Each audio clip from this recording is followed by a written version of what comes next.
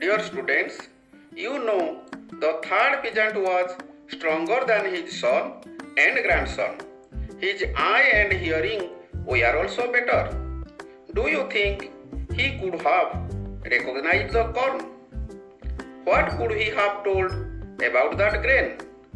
To know all, let's read the third part of the story. First, listen the story. The king showed the grain to the third peasant. The old grandfather looked at it, turned in his hand, and said, "It was long since when I had seen such a fine grain." Then he beat a piece of it and tasted eagerly. When the king heard it, he became more curious and asked, "Tell me, grandfather, when and where was such corn grown?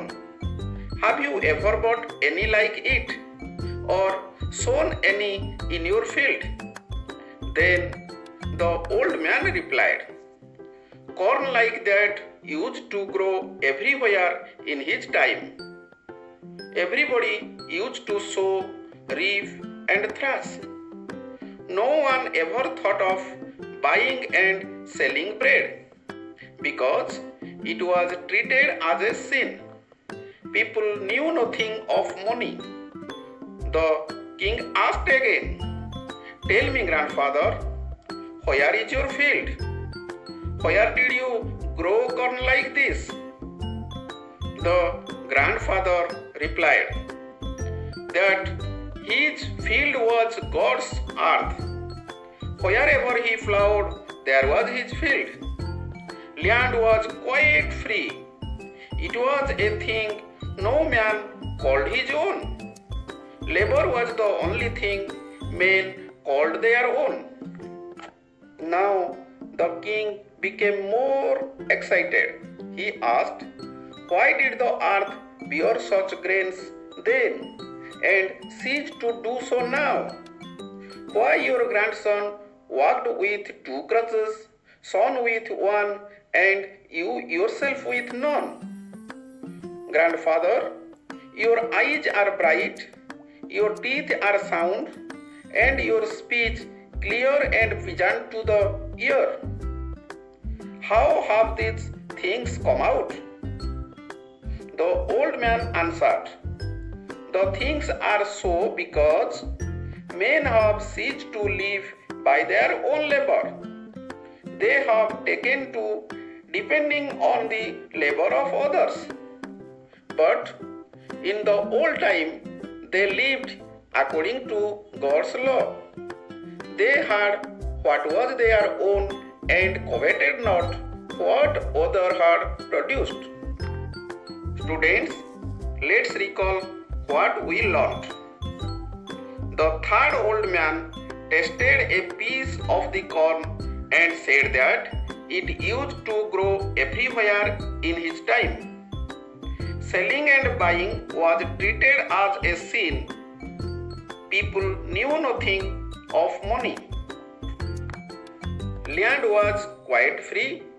No one called it his own. Labor was the only thing men called their own.